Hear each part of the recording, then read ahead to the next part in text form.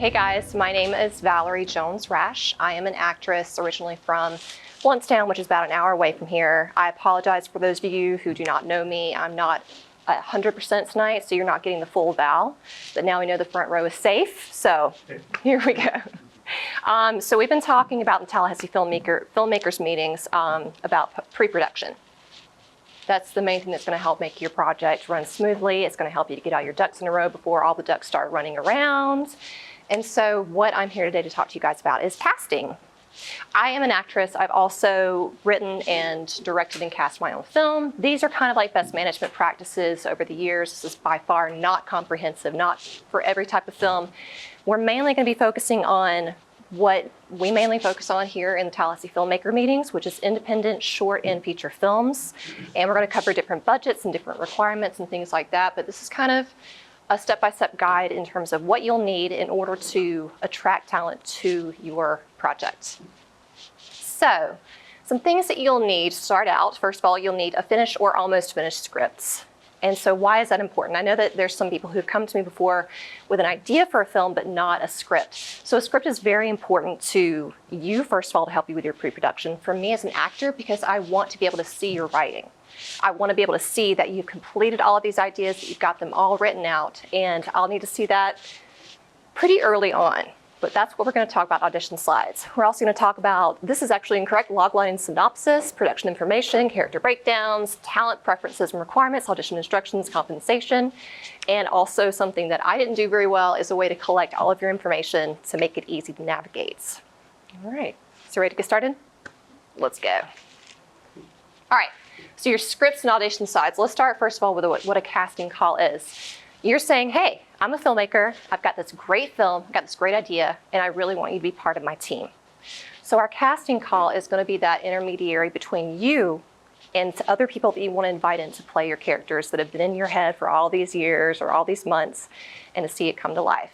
So in order to do that, you'll need to get a few of these things together. So first of all is a side. This is what a side will look like. It's basically, there's a few different ways to do it. So this one right here is actually from a play, but it's a film script. And so you can see actually where they took the script and started like cutting it down as to where they wanted someone to start and stop. You want to be very conscious about your script sides. You do want to show them more information about your writing, but you want to be very specific in terms of giving them these specific sides. You need to understand what you're looking for. So, in other words, you don't want to put a comedic role, a comedic side for someone who's going to be doing these really long, dramatic crying scenes. You've got to really get down to the essence of your characters and what you're going to need from specific actors to show you whether or not they're going to be a right fit for that. So it's the right sides for the right parts. Make sure you can do that quickly. Make sure that it's not going to be a 3 to 6 page side for someone to look over. That has happened before.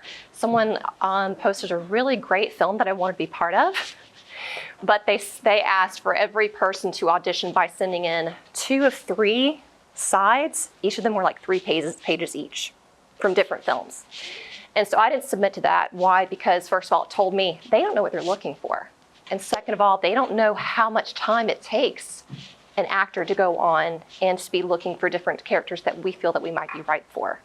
So it's very important that you go in laser focused, understanding who are my characters and how am I going to get the performance out of my actors that I need to see in order to say, yes, you're that character or no. Another thing, like I said, I'm going to be coming at you from the actor side of the view. Whenever you're going through your sides, please make sure that it is a scene that they can easily do right here. So I've got this camera set up. I want to do a scene. Make sure that it's something that can be done in an appropriate manner. Don't have too many props, don't have location changes. Just make sure that it's comprehensive and it's easy for someone to do right in front of their camera at home. Does that make sense? Also, be ready for interpretation from your actors. I know that that's kind of hard. Like I remember whenever I first put my baby out to pasture, I started getting a lot of other different types of interpretations and ways people were performing that I wasn't expecting, and that's a good thing. Make sure that whenever you put your sides out that you're not really pigeonholing your actors. Make sure that you can say, hey, this is my character, see what you can bring to it. So again, like I said, side picking a side is a very important task to get started with. A log line and a tagline are always good to include. First of all, you're going to need it for any kind of promotion work you do down the line. So this is stuff that you'd be doing anyway. So the log line and a tagline are very important to help me to understand what is your film about and what is the feel of it. So I don't know if anyone has ever seen The Lord of the Rings, The Fellowship of the Ring. Only the best film ever. So I figured that would be this would be an easy way to kind of demonstrate what these two things are. So logline tells you what the film is about, the main conflict, the main character, and the stakes. So a young hobbit needs to destroy an ancient, powerful ring before its evil overlord consumes the world in everlasting darkness. It gives you the idea. We all know what it's about. Tagline, these are fun to make. It's a catchphrase. It doesn't tell you anything specific about the story, but it does give you the feel. So instead of, hey, we're going on a fun trip, it's one ring to rule them all, dun, dun, dun. And that's usually what you'll see on your film poster. These are two really simple things that you can put at the beginning of a casting call to help me know whether or not I'm interested and want to keep going. Your production information, by the way, this is all like made up. So if you want to make this film, go for it. All right, so things you need to know about your production that you'll need to know anyway, obviously, but will be important for an actor to know if they want to audition for your film. Is it a short? Is it a feature? And then there's also documentary. I know we're not getting completely comprehensive, but these are the ones that we're mainly talking about. What is the director and the writer's names? What is your production company? What are your filming dates? So this right here is all that so that I can cyber stalk you. You know, I research every single casting call that I come across. I don't just submit to every single thing, even if it sounds interesting, fabulous, wonderful. I want to know, who are you? I want to be able to look you up if you've got any previous work. What is your writing style? Have you worked with anybody that I know? What is your production company? You don't have to have a production company. That's just, if you do have it, it's always a great idea to say, hey, this is what it's through, and to go ahead and have your website and socials and everything ready to go so people can go and research you and look at your previous work, whatever. Let's see, your filming dates, super duper important. I don't even know if they're up there. I can't see, we're gonna have to turn off the light. I can't see, there it is. Okay, so all up here at the top, we've got already, it is a short film, non-union, unpaid. These are two things that are very important that I put right up at the top. So here in the state of Florida, we are a right to work state. I don't know how much everybody knows about status, about union status. That makes a big difference in terms of what kind of film you do, your production value, what your actors need and require, payment. That is a whole different presentation unto itself, but it is something very important to know pretty much right off the bat, especially if you start bringing in other people. You need to understand the union status and how other people are going to need to incorporate into that. We've got a short film. We're going to save the pay information for later. This is all the stuff that I will collect all at first. Okay, first of all, where's the location? What are the filming dates? And what are the rehearsal dates? This literally helps me to weed out 90 to 95% of projects that I'm looking at. So for me, if this location says this is going to be in Nevada and it's going to be filming a week from now, I know I'm not going to be available. I can't travel, go on and go forth. That's something that's extremely important about casting calls. As an actress, especially as a working actress, I can literally go through about 100 casting calls a day. Like, I don't know if my other actresses, like literally sometimes at least 20 a day. So whenever I'm going through, I want to see things brief. I want to see the information that I need in order to not waste either one of our time. And I know that sounds like really harsh, but this is the way that we're going to be efficient and be able to find the right people for the right job. And as a filmmaker, like, we have all this in our heads, right? Like, we're like, of course it's going to be shot here, and of course it's going to be these dates and everything. But that's why it's so important to get it all in one spot, to be able to give to as many people as possible so that they know, okay, Mexico Beach is a place in Florida, by the way. And just to kind of logistically, first of all, say, am I going to be able to make this happen before I even go into, am I right for the character? So let's see, shooting hours, like on this, I said the shooting dates, 1 overnight. Shooting hours are very important. I, for one, cannot be up from like 11 p.m. to like 4 a.m. You will hate me. I will hate the world. I will not be your girl for that, for that film.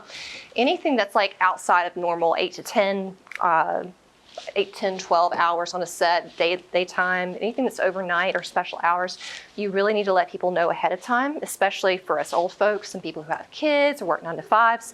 It's just extenuating circumstances that we need to make sure we know before we go forward into submitting for your project. Let's see. Rehearsal dates. That's also very important that a lot of people don't remember. We think of the filming dates, but also rehearsal dates. That takes time, energy, travel for us to be able to complete that role. All right, so let's go to the next line. Character breakdowns. This is going to be where you get tailored to your specific actors. This is what I'm looking for. Whenever I go into casting calls, I'm looking for female, my specific age range, and different characteristics. So this is just a sample. These are for lead, supporting, and then there's a day player. We're not really going to get into extra casting because that's a thing on its own. So for any kind of lead characters, please include a name. And as a woman of a certain age, I would like to request that no roles be named mom. Like, give mom a name. Come on, guys, give mom a name. What kind of role they are. So is this a lead? Is this a supporting? I need to know, like, what is my time going to be? What kind of effort are you going to need me to go into this? Age range. And this can be as specific or as broad as you need. For kids, of course, it is going to be a little bit more specific. With adults, you can give even 20, 30-year ranges. Gender, ethnicity, both of those things I would encourage you guys to keep an open mind to. Unless there's a specific need within the script or it's said specifically somewhere else, keep an open mind to who can fill that role. And that whenever the submissions start coming in, you may find yourself surprised. I was thinking of this being a brunette woman, but no, I want this to be a silver-haired gentleman. I think that he'd be able to do this role just as well as the other one. So be sure to keep in mind that these things will change, which would be good because that means that you're collaborating with other people. Their role within the storyline. I need to know, if I'm playing mom, whose mom am I playing? What is my role in the whole greater sphere here? Because I need to know where I fit in with all these other actors who I might be auditioning with. Key personality traits. Am I dynamic, impulsive, observant, quiet? All of these things are really going to be good indicators for how I need to come across on this audition. Lifestyle. Am I healthy? And do I like to go to parties? And then the role type. We got like I said, the lead, supporting, extra, day player, all those different types of roles. Talent preferences and requirements. So this is a fun part. So there's what we talked about so far, kind of the basics. This is getting more into the nitty-gritty of like specific characters in terms of working as a local or being a local. Does anybody know the difference in that? A local actor is someone who is actually within driving distance, who doesn't need anything paid in terms of per diem, accommodations, mileage, anything like that. They are here, they are local.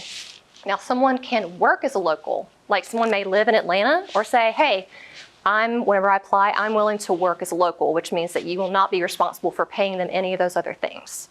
So you may find that even though you're looking for a Tallahassee actress, there may be one in Tampa who has family here and they'd be willing to come up on those dates, which is why it's so important to have that logistic information, even the rehearsals, in case you do have someone who's willing to come from out of town and work as a local. Union or non-union, we talked about that before. Physical attributes. Do you need someone who is super tall and lanky to play an alien? Do you need someone with a long, scruffy beard? These are things that, are not going to be on every casting call, that may be for more of your characters or just very specific to the roles that you have. Relevant skills, like are they a martial artist? Do they do balloon animals? Be sure to say, hey, preference that this is not required, or preference given to, or will require some light ballooning. Don't know what that one be rated. An emotional range. Sometimes you'll see people say this role requires for someone to go from cold and aloof to passionate and crying, in a span of a couple of lines. Make sure that the person knows that. If that's something that's really important to you, that's really going to capture that character, make sure to go ahead and tell them ahead of time so they can say, oh yeah, I have done a role like that, or so that they can be prepared. Acting experience or training. So that is something that is very individual. These particular casting calls are for cold calls. And the reason I say that is because, we're a small group here, it's a small area, filmmaking community is very small. We usually word of mouth. For something like this, for a casting call that you're doing a cold call, you kind of want to get a little bit more information while you can and say, hey, I want someone who is trained in improv because they're going to need to be working with kids, or we're going to have a couple of improv scenes. We need someone who has Meisner training, whatever. Whatever specifics you need in that actor, be sure that you can list it on there. Language proficiency. I can speak Pig Latin. I can't speak Spanish. So that's something else that you may need one of your characters to speak. I need someone who can speak French. Be sure to put that in there. Something else, so this is my LARPing picture. You may need to ask someone to provide their own hair, makeup, and wardrobe. You may need them to bring their Viking shield and sword, or be able to come and do a group fighting scene. These are all specific things that you can ask for in a casting call that you never know what you'll find out whenever you put the casting call out there. We got some interesting folks around here. Yeah. Compensation. All right, so compensation. Little gifts that we're going to give the talented people who have come and helped us with our project. The vast majority of projects that you'll see, especially around here, are local, indie, short, unpaid, not non-union. That's what I've grown up on. That's what I love. But there's, other options too, in case you do want to get to the point where you can have a paid production. That means that you have a set amount for this one role, and you say, for however many days of shooting, you have a set duration time, you have your pay amounts, you make sure to go over that with the actor. Whenever you're listing your pay amount on a casting call, make sure that it is a set amount or a base price. I'll tell you personally, if I ever see anyone post, and I'm not talking to anyone specific here, but just me as an actor, we always have to look out for a lot of scams and people taking advantage of us. It's one thing to work for experience. It's another thing for someone to want to lowball me and not make sure that I'm compensated for my time and my expertise. So for a paid position, I always look for people to say, here's the base, and then we can talk to individual talent accordingly. I would not recommend saying, contact me to see if we can work out a price. Because to me as an actor, that means I'm gonna wait till I hear from everyone and lowball. I'm just gonna go with the lowest price person that contacts me, or wait till somebody says that they're free. If you're not gonna pay, that's absolutely fine. But if you are gonna pay, make sure to state it clearly and upfront. So pay maybe a salary. Stipend, I have on my film given people a $20 gas stipend. I couldn't pay, I did a little crowdsourcing. I always wanna make sure that my people walk away with at least some gas money. Unpaid, no problem. Like I said, be sure to be upfront about that. If you are being unpaid, please make sure that you have a lot of this other stuff. So first of all, crafty on set. We usually don't have to say that's a thing, but go ahead and list it on if you are in this film, you're gonna get crafty on set. Free lodging for on-site locations, that's if you have travel, and someone's not working as a local. Paid travel and or per diem, could be for someone who's coming in from out of town. A clip or copy of the film for your reel. And if we're talking about not getting paid and people are doing this for experience and to build up their portfolio, that's what they're gonna need from you. And I would highly suggest that you get this to them as soon as you possibly can, because one thing that I love about doing student films is I know I'm gonna have that reel within a few months. So if you have people that are gonna come and work for you, especially if it's unpaid, make sure to get them a really good high quality copy of either a scene that they're in or the whole film to make it where they can download it, put in their reel and share it. IMDb credit, super easy. Who has done an IMDb for their film? Super easy, easier than you may think. Sometimes it's kind of a pain in the butt to change things, but that's always something that, especially if someone's starting to work out, like starting out acting, these two things are really gonna help them out a lot to be able to build their resume. This is something that I'm big on, film festival entries. Say, hey, I might not be able to pay right now or not be able to pay very much, but if you're gonna be doing a few film festival entries, that could cost you $200 to $300. So I understand that's a big expense for you, but it also lets me know that you're gonna be getting our film out in front of audiences and that I'll be able to go and say, hey, That was the film that I was in that they cast me in, where I'm, LARPing on a field in Tallahassee, And there's another, so deferred pay. Again, as an actor, whenever I see that, I say it's unpaid, which is fair. Whenever you do say deferred pay, it's the understanding that, further down the line, you tell me that you are going to be shopping to see if it gets picked up or if you can get paid or streamed or whatever. That to me is not paid. So I just want to make sure everybody, when filmmakers are posting that, they understand the verbiage that an actor is looking at and what that means to us in terms of, especially if we are a working actor. So just keep in mind, no right or wrong answer. Just want to make sure that the communication is clear and everybody understands what that means. I think we're going to go on to the next one. All right, so audition instructions. I made up all of this stuff. All of this is new. So things in my audition instructions that I will need to know. Dates and deadlines. I really hate this is not clear. I'm sorry, guys. So it says how to submit. Email the following materials during the subject line, Moody Beach film by this deadline, and then it's asking for a headshot, resume, film reel, or a 1-minute dramatic monologue. If selected to audition, you will receive sides and self-tape instructions. So there's a couple different ways that you can do this. My preferred way to audition, I'm just going to tell you, this is my preferred thing. Usually whenever I'm looking at self-tape auditions, after I've decided that it is something I want to pursue, I'm going to need to know the production information. I need to know how to submit, what you need from me, and when. So, for example, in this one, we'll talk about workload. Because like I said, I can get up to 20 to 100 auditions looking at them a day. And so sometimes I'll have an audition that the person says, okay, give us on the first go around, email me with your contact information, with your resume, your reel, ... and then send these self-tapes in first thing. So that means on the front end, I have to cold introduce myself to you and then get you my self-tapes, which that happens, and then you get back to me on your self-tape, whether you want to call back or whatever. Personally, I would rather submit my information, my film reel and my resume and headshot, and then let you tell me if you would like me to audition. And I know that might not be the way everybody does it, but for me as an actor, this is one of 10 self-tapes I may do in 1 week.